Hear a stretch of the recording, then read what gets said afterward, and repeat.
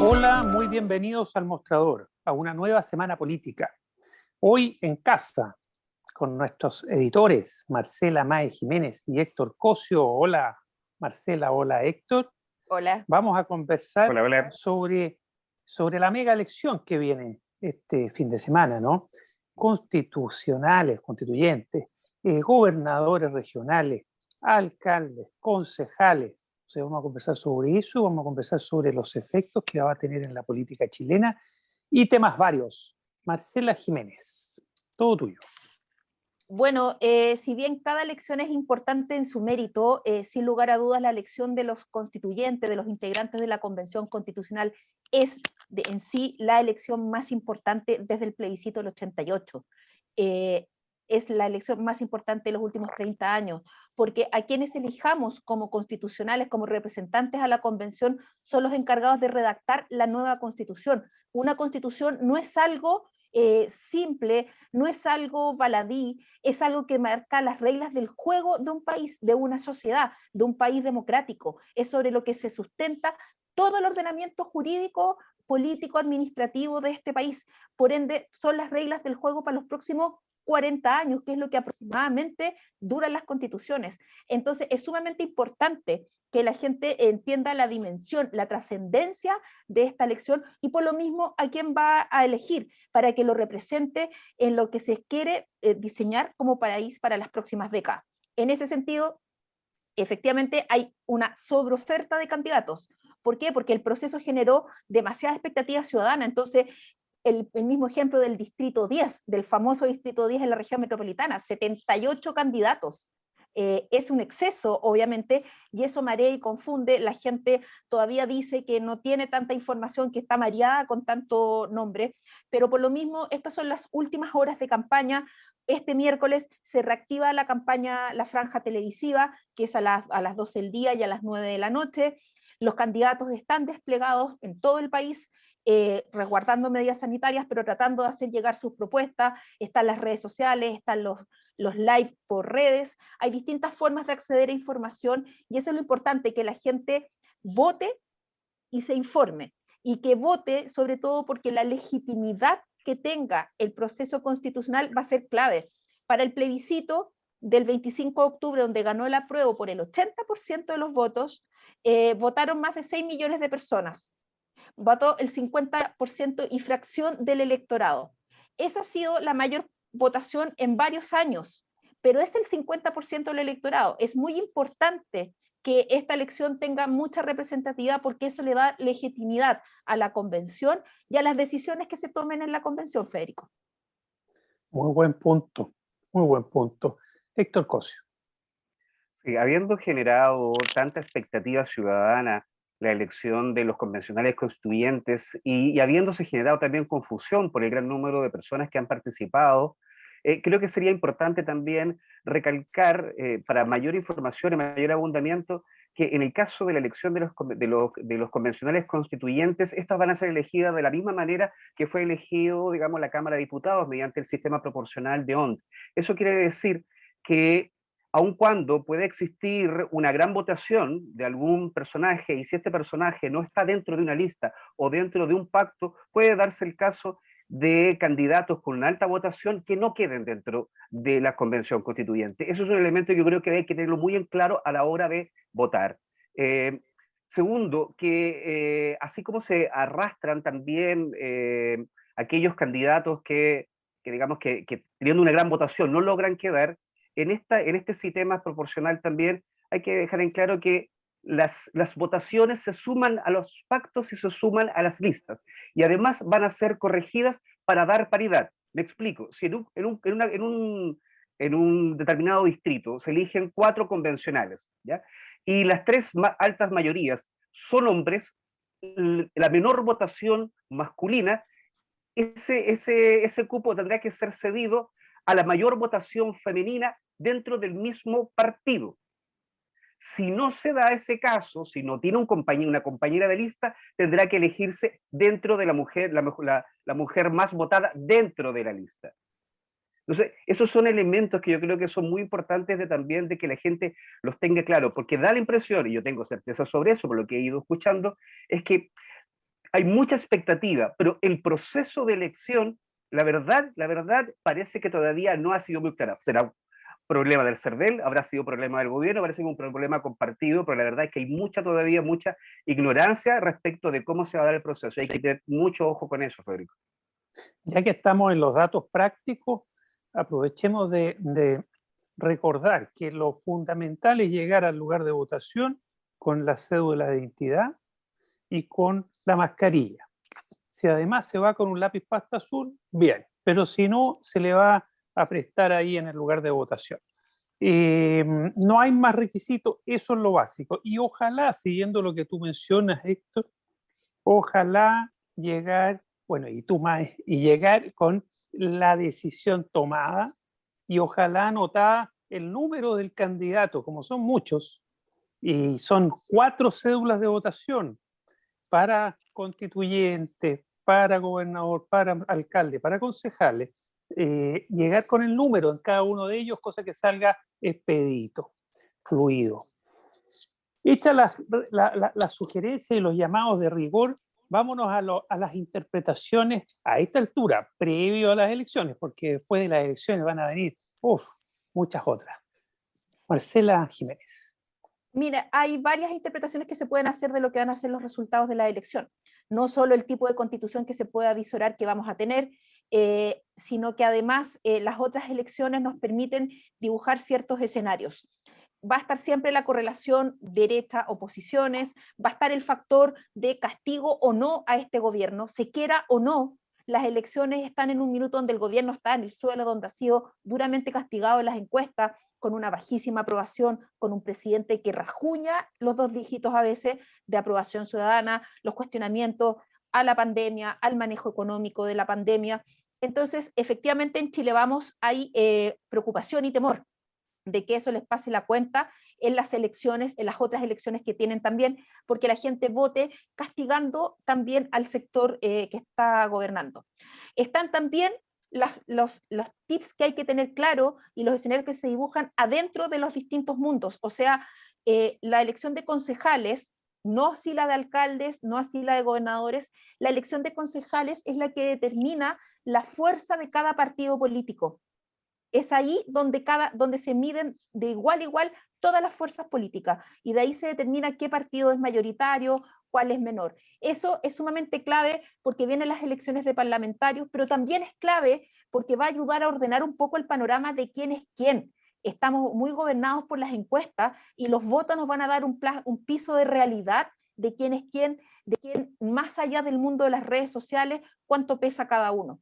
Y eso va a ser relevante para las definiciones que vienen, no solo parlamentarias, sino que también presidenciales. Recuerden que salimos de la elección y, por ejemplo, el día lunes al tiro la UDI va a resolver si lleva a Joaquín Lavín y a Belén Matei o lleva a solo uno para las primarias. La otra semana también se vence el plazo para inscribir las candidaturas a las primarias legales de julio. Está el tema de Gabriel Boric, si logra juntar las firmas. Está el tema de que si la oposición va a ser una sola gran primaria o van a ser primarias distintas. Todos los resultados del domingo van a entregar elementos para ese tipo de definiciones.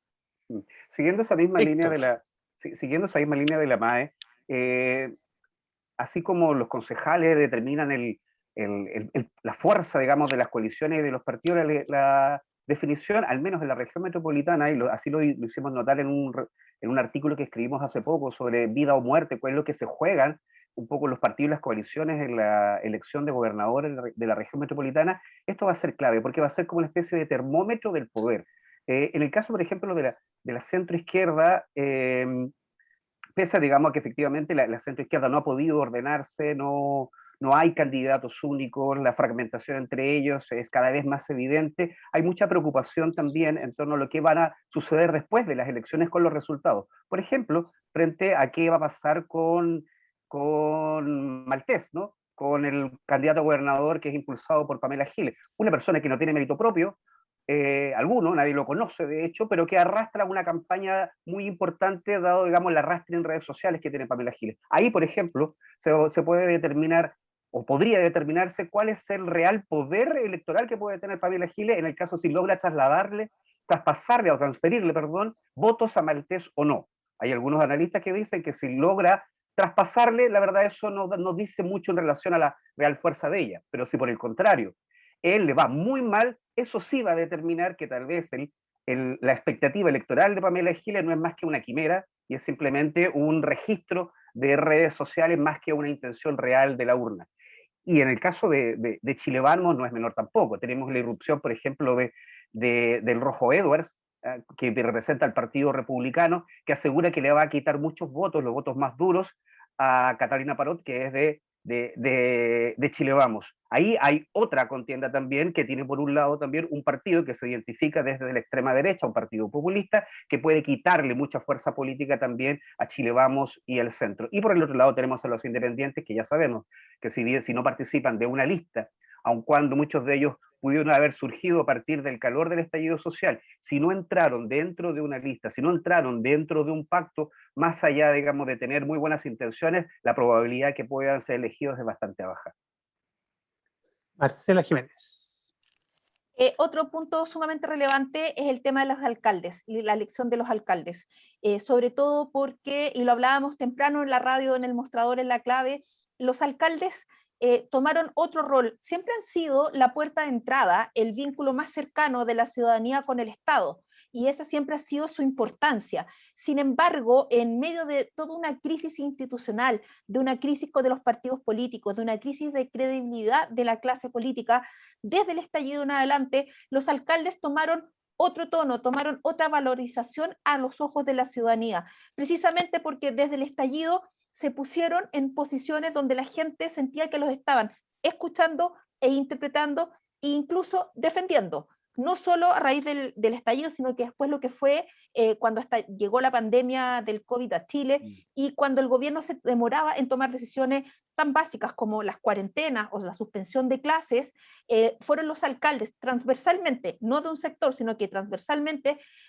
que tuvieron la capacidad de organizarse políticamente para hacer frente a un gobierno que estaba siendo ciego, sordo y mudo frente a lo que estaba sucediendo. Y tomaron cartas en el asunto y lograron cambiar la agenda del gobierno. Eso los validó efectivamente ante los ojos ciudadanos y tienen una mejor valoración y son de los que tienen mejor valoración ciudadana en todo el espectro político. Si uno ve lo que miden los alcaldes o lo que la gente valora, el rol del alcalde en comparación al Congreso o a los partidos políticos, es la figura del Estado mejor valorada. Por eso es que es importante esa elección. No solamente porque se van a reelegir muchos efectivamente, sino que también porque va a haber tiraje a la chimenea, porque les recuerdo que se aprobó la ley que impide la reelección perpetua de autoridades, se le puso un límite a la reelección. Entonces los partidos tuvieron que hacer un esfuerzo de buscar nuevos rostros, de poner otra gente en lugares donde antes eran carreras corridas, porque funcionaba mucho con el clientelismo, con la base dura de militantes, y poner a otra persona nueva a competir. Entonces va a haber un elenco de alcaldes que va a estar un rol empoderado, pero además con los primeros vestigios de lo que va a ser la renovación y el tiraje de la chimenea en términos políticos. Y ahí hay claves políticas también, como lo que mencionaba Héctor en algún minuto y yo. O sea, hay que ver qué es lo que va a pasar con Evelyn Matei y con Joaquín Lavín. Si Joaquín Lavín en Las Condes no logra que gane la candidata que él ungió como su sucesora y gana Gonzalo de la Carrera, que es del Partido Republicano, del Partido José Antonio Kast, la derecha va a estar en serios problemas, porque eso le da un aire a un sector que está considerado como un outsider y lo legitima y lo pone y le pone una plataforma institucional para que puedan empezar a incidir en la agenda y a presionar dentro de su propio sector. Lo mismo sucede en la oposición, o sea, muchos actores políticos tienen poder gracias a la plataforma desde donde se paran, a la elección que tienen, pero si les va mal, si no logran capitalizar o no logran traspasar eso, se ven debilitados. Ejemplo en la oposición, el alcalde de Valparaíso, Jorge Char. Jorge Char necesita reelegirse como alcalde para validar su proyecto y no ser una estrella fugaz en una alcaldía que siempre se ha peloteado entre la derecha y el mundo de la exconcertación. Claro, y haciendo memoria de los alcaldes, fueron muy importantes durante los días después del estallido social o revuelta social, fueron fundamentales para el proceso constituyente que estamos viviendo, haciendo memoria. Fueron los que presionaron y que al final, el 15 de noviembre del 2019, se firmó el pacto de gobernabilidad, ¿no? Pero fueron los alcaldes muy importantes, ¿sabes?, en relación a la revalorización del poder local, ¿no? Y O sea, respecto... disculpa ¿Mm? Federico, los alcaldes fueron los que propusieron una consulta ciudadana para Así fue. saber si la gente quería o no una nueva constitución y qué tipo de temas había que tratar. Y eso fue una válvula, obviamente que eso, después vino el proceso, el acuerdo del 15 de noviembre, la ruta constituyente, el plebiscito, pero esa consulta se hizo, y se hizo en muchas comunas, en Votaron comunas de 3 millones oposición. de personas. Votaron No, fue muy importante, por proceso, eso... además voluntario, Sí, que no era vinculante, y aún sí, así 3 millones. Entonces, ¿a qué voy yo? Que ellos efectivamente, ellos empezaron a canalizar y a revalorizarse ante los ojos ciudadanos. eso. Lo que hizo el alcalde Codina, por ejemplo, ¿por qué lo nombro? Porque es un alcalde de RN, es un alcalde oficialista, pero su gestión y su discurso, así como muchos otros, ha tomado distancia a la moneda, ha tomado distancia de su propio gobierno. Entonces hay casos y casos donde se pueden ver castigados algunos por ser de gobierno y otros no, precisamente por el sello y la gestión que han tenido. Sí, es un elemento adicional, ya que estamos haciendo memoria del rol de los alcaldes y la revalorización del poder local, en definitiva, por la ciudadanía. Está lo que acabamos de mencionar y está el trabajo transversal de alcaldes de distintos sectores políticos que se ponen de acuerdo para cuestiones que son necesarias para el país. Bien, bien notable, es bueno hacer ese recuerdo. No Para ir, por nada los presidenciables vienen, la mayoría de los presidenciales que están en juego vienen del mundo de los alcaldes. tal cual, tal cual. Oye, me gustaría, para que vayamos cerrando, que sigamos un poco conversando sobre los poderes regionales. Ya hablamos de los comunales, los regionales. Primera vez en Chile que quienes presiden una región van a ser elegidos por la ciudadanía. Gobernador regional es el nombre que se le puso, viene a reemplazar en la práctica al intendente regional, que era el designado por el presidente de la República. Entonces, ahí, claro, va a haber elementos interpretativos importantes, pero el punto está en que, y quería hacer este hincapié, que es primera vez que, que la ciudadanía se ha pronunciado por el poder regional, y todo indica que es el punto de partida para un proceso de descentralización de Chile, que se va a conversar a nivel constitucional, por supuesto, que es el tema ya más normativo, pero a nivel de procesos sociales, esto es como un puntapié, porque recordemos que esto viene retrasándose y demorándose, la oposición tratando de hacerlo, la centroizquierda en general, la derecha demorándolo, postergándolo, no dando los votos, pero al final se logró echar a andar con pocas facultades. Sí, tiene menos facultades el gobernador regional de las que debiera tener, seguramente, pero también seguramente eso va a ir cambiando en el tiempo, con el empoderamiento de los propios gobernadores. Pero es un punto que quería hacer, un hincapié. Primera vez vamos a tener autoridades regionales electas. Héctor Cosio, vamos cerrando. Sí, yo quisiera, junto con afirmar lo tuyo, que la gran discusión va a estar en la Constitución. Afortunadamente se van a elegir gobernadores, ahora las reglas del juego se van a definir precisamente en esa discusión, en esa convención donde se va a discutir cuáles van a ser las atribuciones que van a tener adelante, si la descentralización es solamente una división política o efectivamente va a haber una especie de autonomía política y económica que les permitan a las regiones, a través de sus tributos, salirse, digamos, de las decisiones de Santiago y tomar el motor económico de su propia región y así impulsarlo, como exitosamente se ha visto en varios países. Yo quisiera, para cerrar, Federico y Marcela, al menos desde mi punto de vista, quisiera, en el punto de la Convención Constituyente, recordar que efectivamente llegamos a esta instancia no por decisión de la clase política, mucho menos de la élite económica y política de este país, llegamos a esta instancia porque fue todo Chile que manifestó su hastío a través de un estallido social que permitió avanzar al lugar que estamos hoy en día. Todavía existe mucha desconfianza en torno a si esta nueva constitución va a ser efectivamente legítima, puesto que la definición para llegar a ella responde a los mismos cánones políticos, a las mismas estructuras de formas de elección que tenemos en el pasado.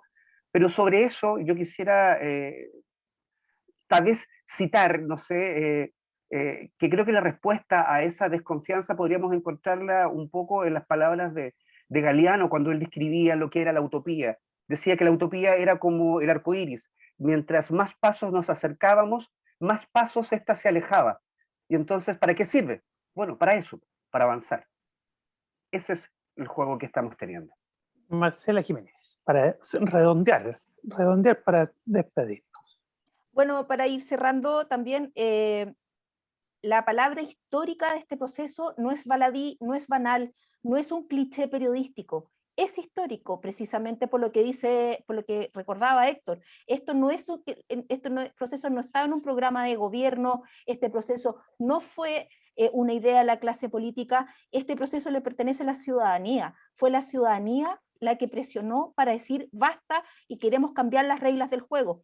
Que esas reglas del juego se puedan cambiar efectivamente depende también de la ciudadanía, que efectivamente vaya a votar el fin de semana, que vote por candidatos que lo representan para tratar que la convención quede lo más democráticamente representada a la sociedad y que se genere una constitución que sea más afín a la realidad del país. Porque lo que ha pasado aquí durante muchos años es que siempre la sociedad y la opinión pública va muchos pasos más adelante de lo que va la élite y la clase política de este país.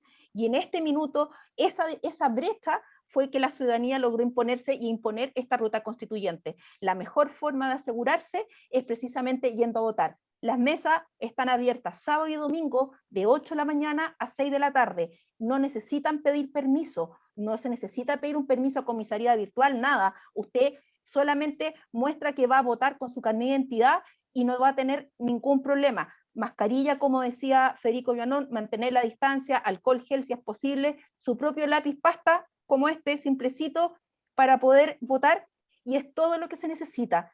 Vaya a votar, es importante porque está en juego el país que vamos a construir. Mascarilla y carnet de identidad, lo esencial. Ojalá también el lápiz pasta. Oye, lo y último, puede ser, ya que disculpa, estamos... puede ser, incluso sirven los carnets vencidos. Si usted tiene el carnet de identidad vencido, Sí. puede ir a votar también. Sí. No si lo tiene vencido hace 10 años, pero si está vencido hace un año y medio, puede ir a votar. Claro. Oye, ya que estamos haciendo rememoranzas y recordando, la clase política no fue capaz de parir solo este proceso, necesitó que la ciudadanía lo empujara y lo empujara bastante brutalmente en ocasiones, ¿no?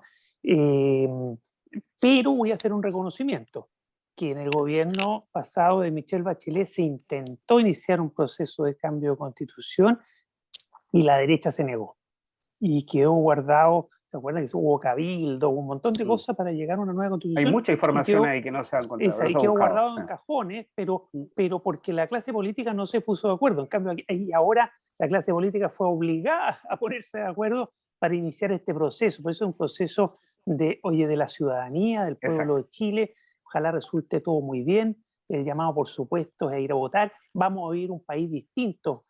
Al tiro, Marcela, pero vamos a vivir un país distinto. Porque imaginémonos, va a haber una asamblea constituyente, una convención constitucional que se le va a llamar, en curso el próximo año, habiendo autoridades electas, incluso presidenciales nuevas.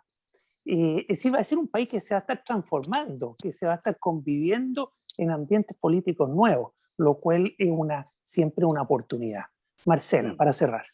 Sí, no, ya que está haciendo ese punto de lo que fue el gobierno Bachelet en el tema constitucional, una nueva constitución era uno de los 4 pilares del gobierno y del programa de Michelle Bachelet. Como los otros 3 eran complicados y movían la valla un par de centímetros de lo que eran las reglas del juego, el sistema del statu quo, rápidamente el gobierno de Michelle Bachelet tuvo que sacrificar el ítem de la nueva constitución y no dejar de impulsarlo, y por eso que se generaron estos cabildos constitucionales, porque fue una válvula de escape para que no tirar a la basura tan violentamente el proceso.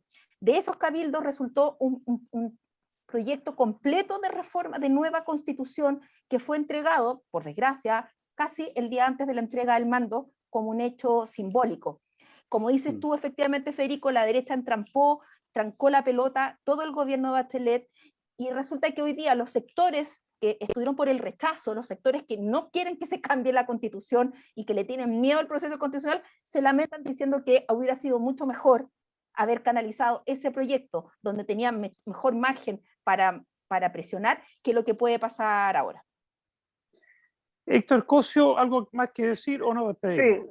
Sí, solamente agregar que en la discusión que viene en adelante va a ser una discusión que no va a estar exenta de presiones, que no va a estar, estoy pensando luego de las elecciones, ya habiendo elegido a nuestros constituyentes, habiendo elegido a nuestras nuevas autoridades, al menos lo que es la definición de cuál va a ser la ruta para este país, hay que tener muy claro que esto tampoco va a ser una discusión sencilla, va a ser una discusión intensa, en donde van a tener que no solo plantearse buenas ideas, sino también va a tener que la ciudadanía luego ratificar esto en un plebiscito ratificatorio, y en ese proceso va a haber una dura y una muy intensa discusión. Hay muchos poderes, muchos grupos de interés que van a intentar frenar la pelota, así como lo han frenado en distintos lugares, digamos, en los últimos años. Y esto no va a dejar de pasar ahora. Así es un poco el marco de lo que se nos viene por delante. Bueno, es normal, una sociedad compleja, con intereses distintos, en fin, un proceso bonito, esperanzador, el que se inicia este fin de semana con la elección de los convencionales constituyentes y otras autoridades. Marcela Mae Jiménez, Héctor Cosio, un placer. Con esto damos fin a esta semana política y nos vemos la próxima semana con una nueva semana política y con constituyentes electos y nuevas autoridades regionales y comunales. Nos vemos. Chao. Chao. Chao.